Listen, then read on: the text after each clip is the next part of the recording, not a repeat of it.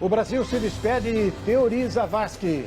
Corpo do ministro do Supremo Tribunal Federal é enterrado em Porto Alegre. Em janeiro, com chuva acima da média, homem morre arrastado pela enxurrada em São Paulo. Polícia do Rio Grande do Norte constrói muro para separar presos de facções rivais. Conheça a prisão modelo, onde os detentos aprendem a trabalhar e ganham até emprego na saída. Moradores de mais de 60 países saem às ruas para protestar contra o novo presidente dos Estados Unidos, Donald Trump. E o movimento, segundo eles, é só o começo de uma longa e difícil batalha da oposição. Emoção em Santa Catarina, no primeiro jogo da Chapecoense, depois do desastre aéreo.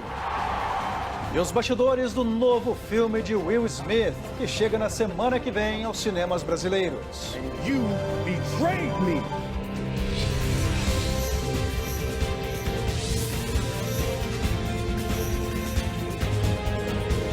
Está no ar o SBT Brasil. Olá, boa noite. Boa noite. No terceiro janeiro mais chuvoso em 60 anos em São Paulo, chove praticamente direto há uma semana na cidade. Um homem morreu ao ficar preso debaixo de um carro durante uma enxurrada. David ainda se recupera do susto. Ele é quem aparece neste vídeo feito por um celular, sendo resgatado por dois homens. Eu pensei que eu ia morrer. Na hora da chuva, a força da água era tão forte que acabou arrastando tudo que estava pela frente. O carro do David estava estacionado logo aqui. Foi arrastado por cerca de 3 metros e só parou porque bateu em outro veículo que também estava estacionado. O funcionário público tentou manobrar o carro, mas acabou sendo levado pela enxurrada. Veio um outro rapaz, aí fez uma corrente junto com o outro, com o porteiro, e me puxou. No mesmo local, minutos antes, a chuva fez uma vítima. O chefe de cozinha Fábio Catan, de 45 anos, tentava atravessar a rua quando foi levado pela correnteza e ficou preso embaixo do carro. Apareceu só um pedaço da cabeça dele, ele já estava entrando debaixo do carro. Este vídeo mostra o momento em que os bombeiros tentam reanimá-lo. O acidente aconteceu na zona oeste da cidade, uma das mais castigadas pela chuva dos últimos dias. Quem mora ou costuma passar na região conta que quando chove, a rua vira um perigo para motoristas e pedestres. Escorreguei na enxurrada e fui parar debaixo do meu carro. Aí eu estava morrendo afogado, aí os caras que me salvaram. Na noite desta sexta-feira, no bairro da Liberdade, um morador de rua também foi arrastado pela força da água. Ele está internado na Santa Casa e não teve o estado de saúde divulgado. Segundo o Instituto Nacional de Meteorologia, a previsão é de ainda mais chuva para os próximos dias. O corpo do ministro Teori Zavascki, morto na queda de um avião em Paraty, foi enterrado no fim da tarde em Porto Alegre. No velório, o presidente Michel Temer, que só vai escolher o sucessor do ministro depois que o Supremo Tribunal Federal definir um novo relator da Lava Jato. O corpo de Teori Zavascki chegou por volta das 8 da manhã ao Tribunal Regional Federal da 4ª Região, que foi presidido por ele. As pessoas fizeram fila para passar pelo detector de metais e acessar o plenário da casa onde estava o caixão. O juiz Sérgio Moro destacou a importância de Teori na relatoria dos processos da Lava Jato. Pela qualidade, relevância, importância dos serviços que ele prestava e a situação difícil desses processos, pela importância desses processos, que ele foi um verdadeiro herói. O presidente Michel Temer chegou ao velório acompanhado do ministro da Justiça, Alexandre de Moraes, do ministro do Desenvolvimento, Osmar Terra, do governador de São Paulo, Geraldo Alckmin, e do presidente da Câmara, Rodrigo Maia. No plenário, Temer fez uma prece ao lado do caixão e disse que a morte de Teori é uma perda para o país. Que Deus o conserve e o conserve também na nossa memória e na memória dos brasileiros como exemplo a ser seguido.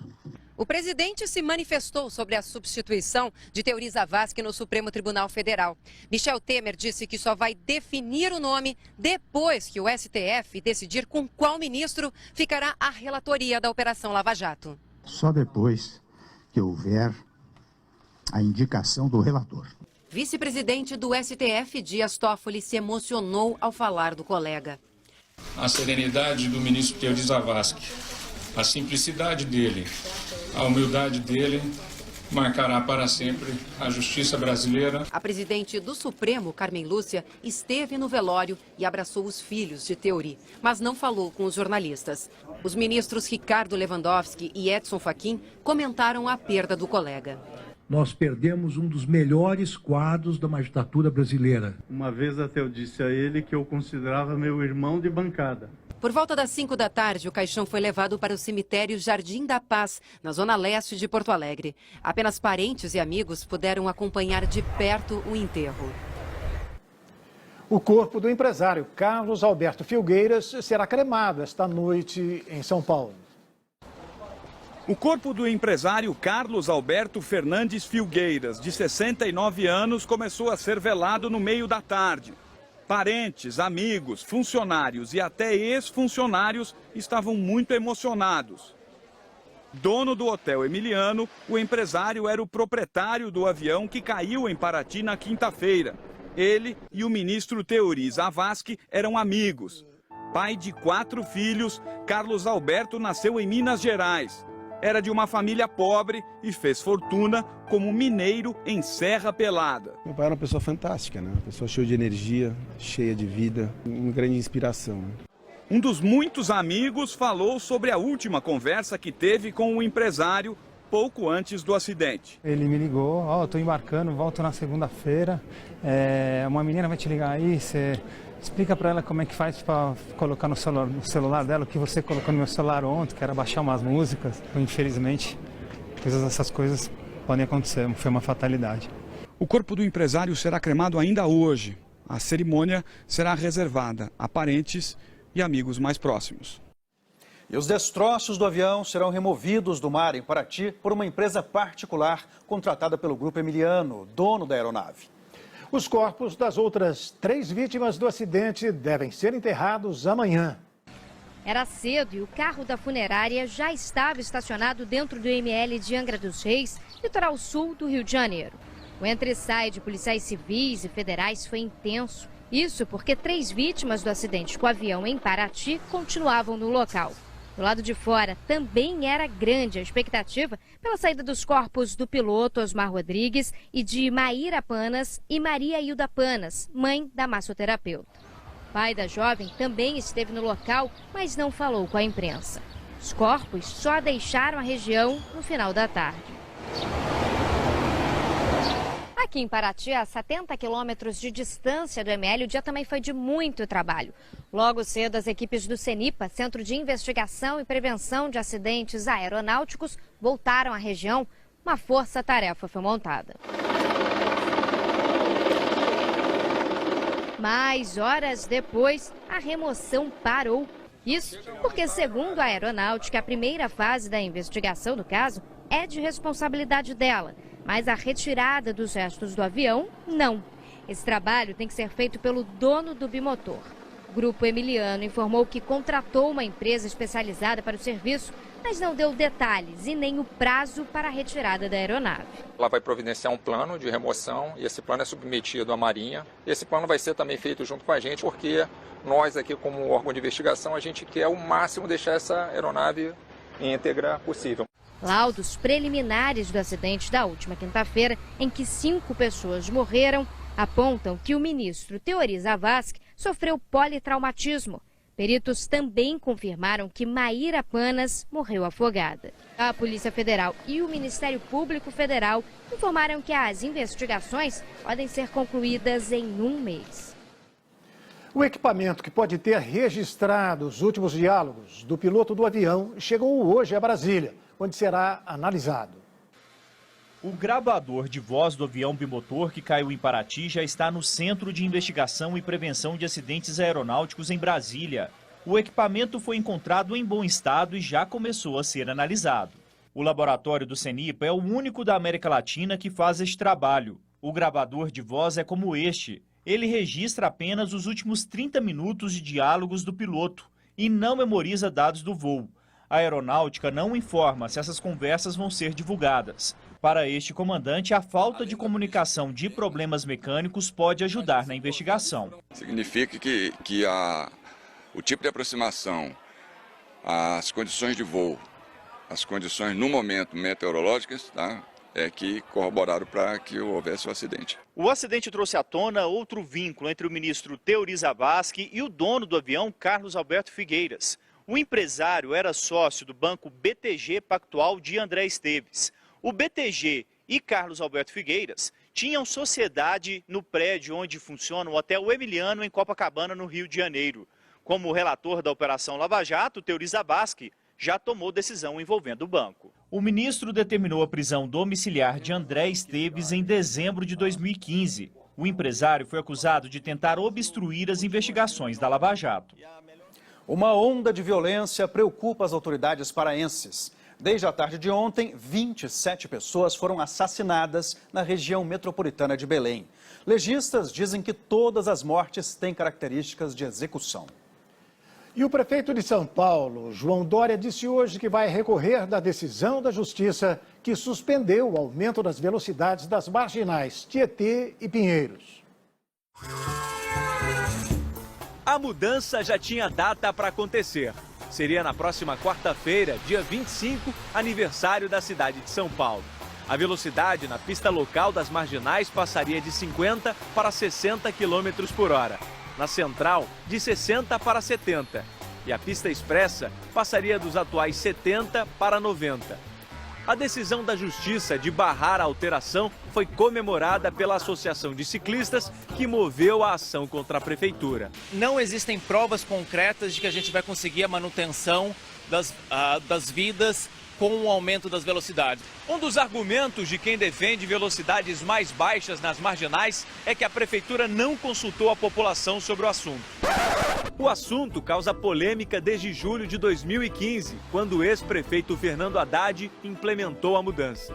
A expectativa de que com isso o número de acidentes iria cair acabou se concretizando. Porém, este urbanista lembra que o número de mortes no trânsito de São Paulo já estava em queda. Todos os estudos de engenharia de tráfego apontam a perfeita capacidade do sistema viário das marginais Pinheiros e Tietê em absorver essa velocidade de 90, 70 e 60. Vamos obedecer à justiça, vamos recorrer, mas com absoluta segurança de que estamos no caminho certo e teremos a aprovação para realizar esse programa conforme previsto. Milhões de pessoas foram às ruas de pelo menos 68 países para protestar contra a posse do presidente americano Donald Trump. A correspondente Ula Rocha está ao vivo em Washington e acompanhou uma dessas marchas. Muito boa noite para você, Ula. Que recado essas pessoas estão tentando mandar para o Donald Trump?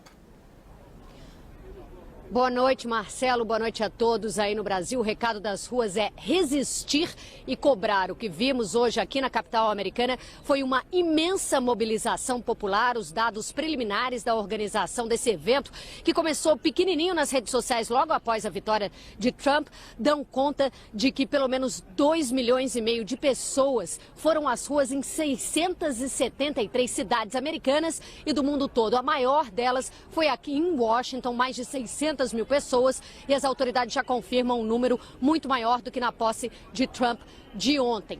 Já o presidente eleito Donald Trump, que foi à CIA, diz que não, que isso é uma mentira. Ele diz que pelo menos 1,5 milhão de pessoas compareceram à posse dele, já aí entrando em conflito com a imprensa e também com os dados oficiais das autoridades daqui de Washington. Daqui a pouquinho, o secretário dele, porta-voz da Casa Branca, o novo porta-voz da Casa Branca, faz uma declaração sobre esse grande dia de mobilização aqui nos Estados Unidos e no mundo. Veja na reportagem. Um mar de rosas. Os gorrinhos viraram símbolo da resistência no país e no mundo.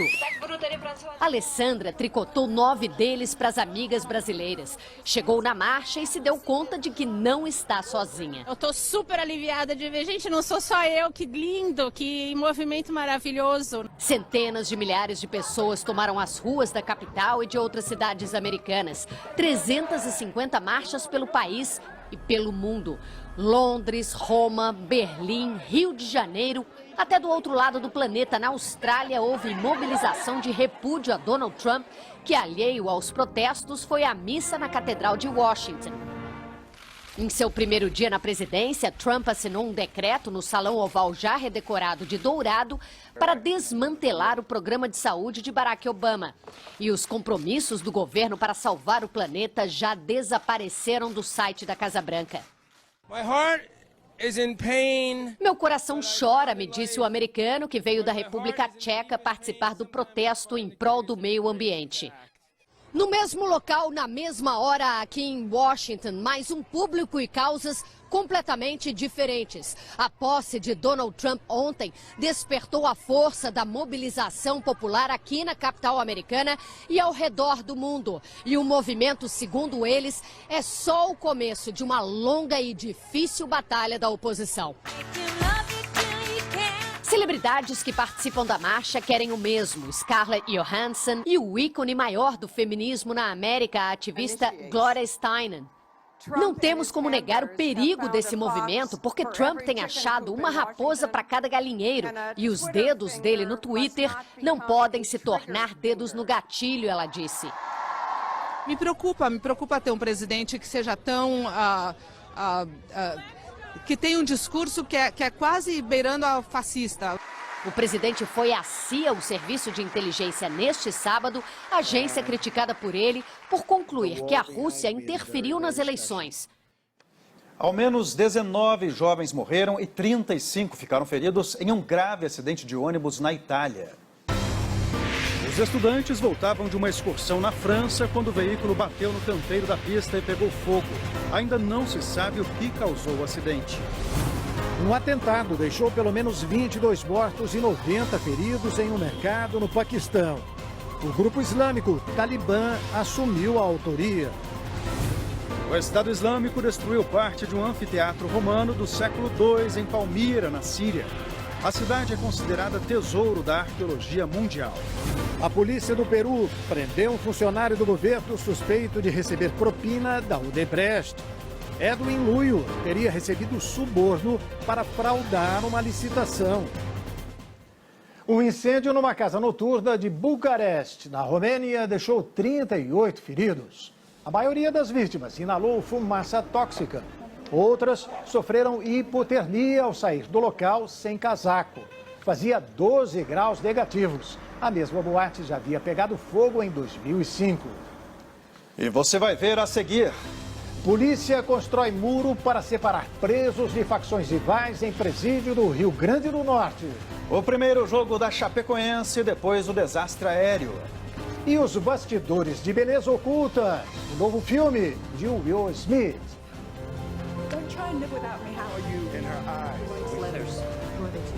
A gente volta já já.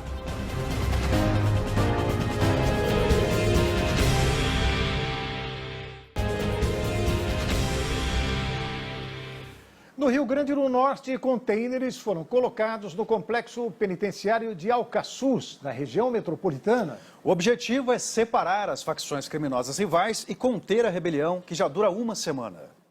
Uma retroescavadeira preparava o solo para a colocação de contêineres. Existe a informação de que corpos poderiam estar entre os pavilhões ou na rede de esgoto.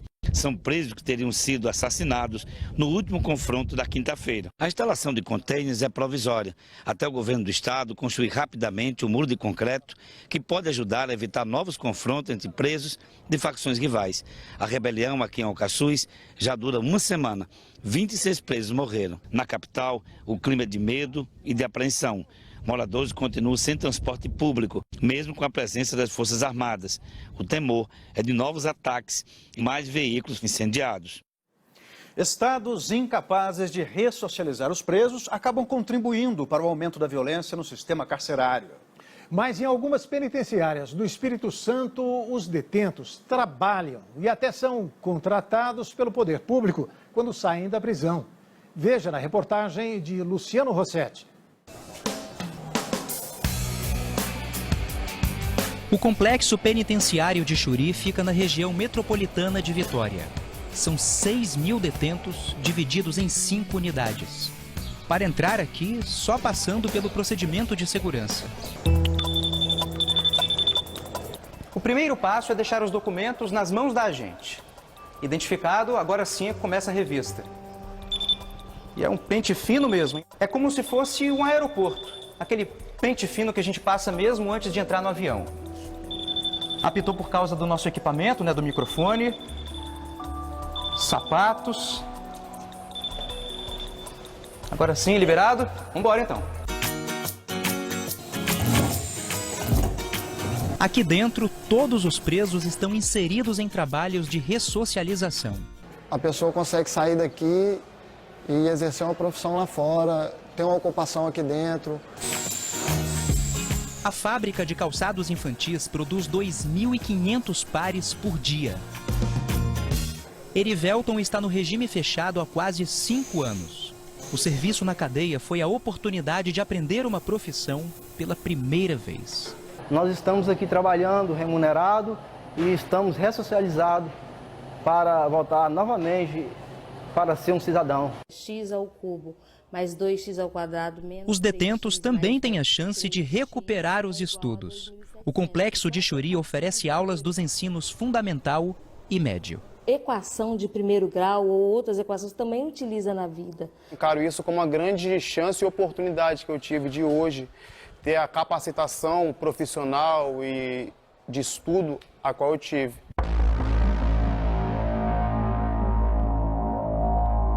Uma realidade bem diferente da que ganhou os noticiários na década passada. Em 2010, o Espírito Santo foi denunciado à Organização das Nações Unidas por causa da superlotação e precariedade do sistema carcerário.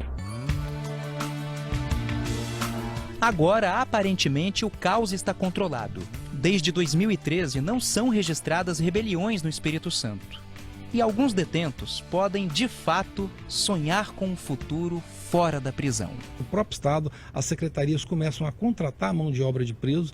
Se você circular um pouquinho, você vai ver que boa parte da nossa força funcional hoje é feita pelo trabalho do preso. A pessoa querendo mudança, o trabalho, a escola, ele é o caminho. Se eu tiver apoio, no momento que eu estiver preso, de estudo, de mão de obra, de qualificação, com certeza vai ficar mais fácil para a pessoa sair daqui e mudar de vida. E a Secretaria de Saúde de Niterói, no Rio de Janeiro, confirmou a notificação de 4 casos suspeitos da doença conhecida como vaca louca. Os pacientes foram internados com perda de coordenação, de memória e insônia. A vaca louca é transmissível pelo consumo de carne bovina, mas só pode ser confirmada após a morte do paciente. E você vai ver depois do intervalo. Buenos Aires vazia. Veja como a capital argentina se transforma durante o verão. Os segredos dos vídeos que fazem sucesso na internet. Torcedores se emocionam no primeiro jogo da Chapecoense, depois do acidente aéreo.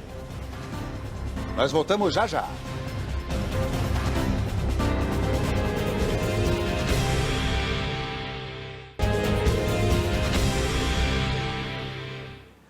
Muita gente se pergunta por que algumas situações do dia a dia fazem tanto sucesso na internet. É verdade, irmão. Por exemplo, o vídeo da moça que levou um tombo na porta de um restaurante de São Paulo, você deve ter visto isso já, né? Repercutiu tanto que ela acabou se dando bem. Vai jantar de graça no local quando quiser.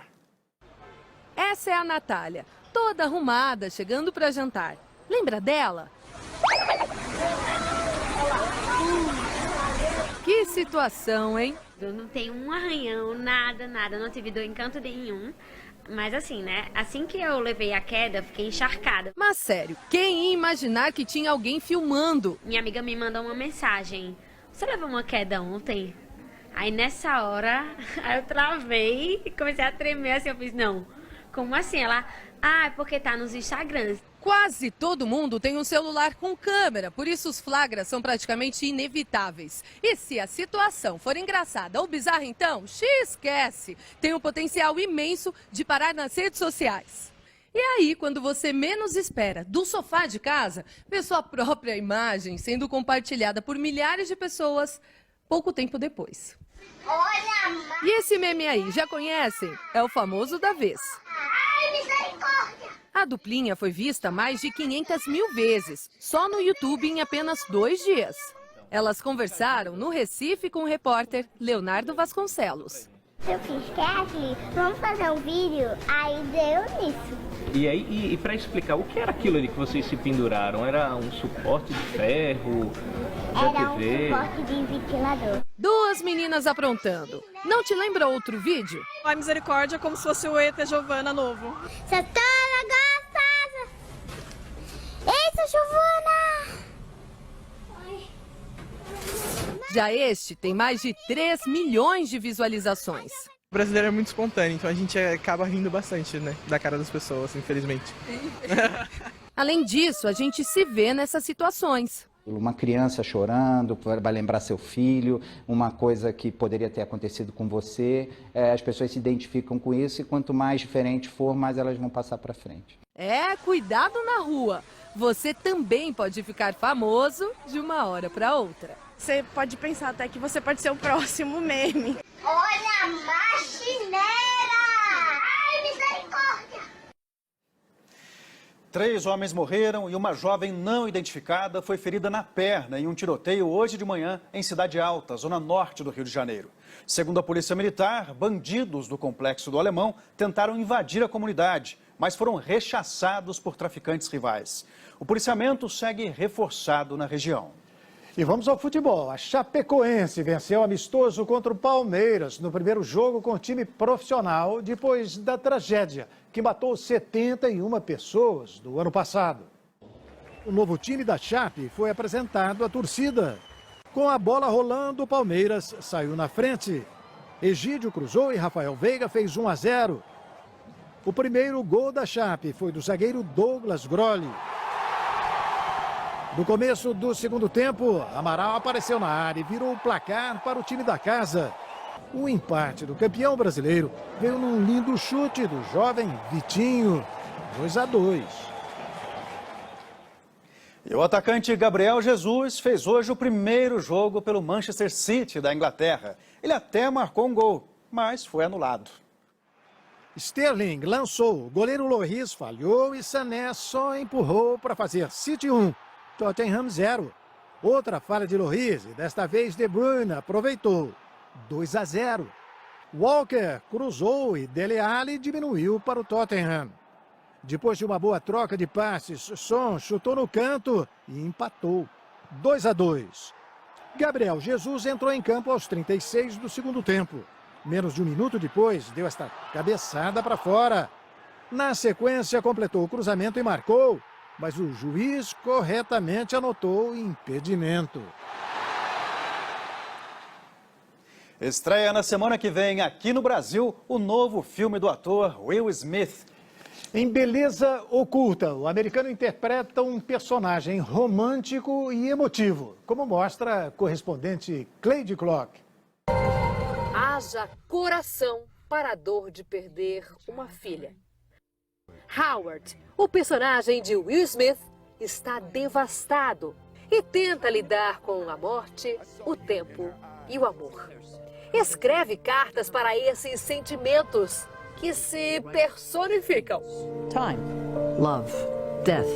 No elenco, nomes como Helen Mirren, Edward Norton, Naomi Harris, Kate Winslet e Keira Knightley. And you betrayed me. E a trama começa com um questionamento que nos faz refletir sobre quais são as nossas motivações diárias. E é o Will Smith que faz essa pergunta que agora retorno para ele. Quais são os grandes propósitos da sua vida? Essa história nos despertou tantos sentimentos. Foi tão bonito estar no set para discutir isso. Mas meu grande propósito na vida é o amor. O máximo que essa vida possa me oferecer. Pergunta então se ele tem mais medo do amor, do tempo ou da morte, que são os coadjuvantes desse enredo.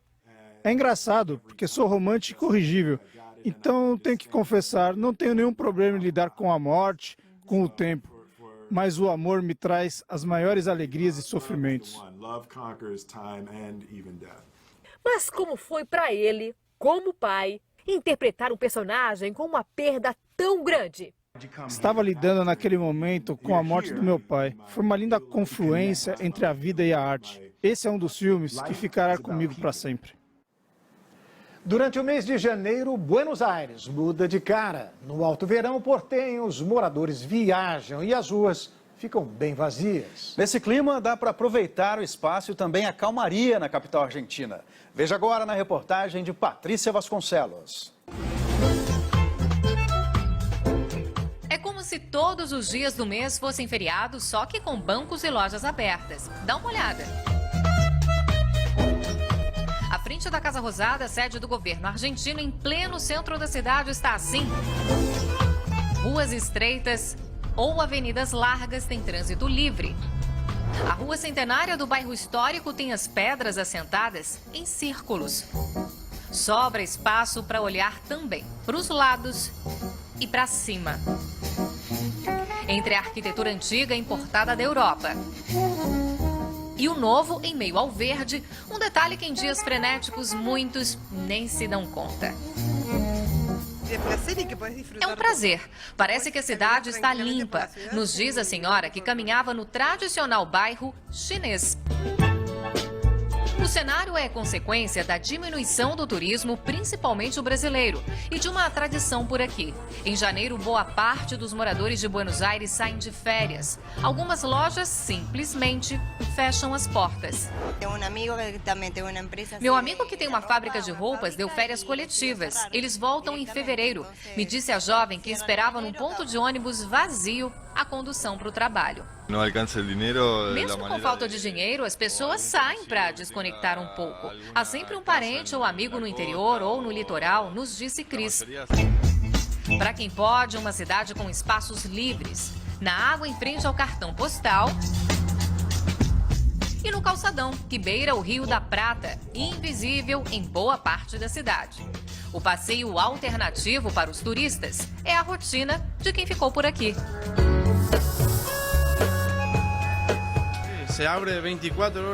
Em janeiro, mesmo com mesas mais vazias, eu estou aqui. Se eu não trabalho, o cliente vai para o comércio vizinho, me disse o vendedor do choripan, o pão com linguiça. Um lanche servido em frente a este visual. A 20 quilômetros dali, na Grande Buenos Aires, o mesmo rio e uma praia com deck de madeira. Na água, aulas de caiaque e windsurf. Em um 2017 que promete grandes desafios, os argentinos mostram no dia a dia que não importa para onde o vento vá, é preciso relaxar um pouco e aproveitar.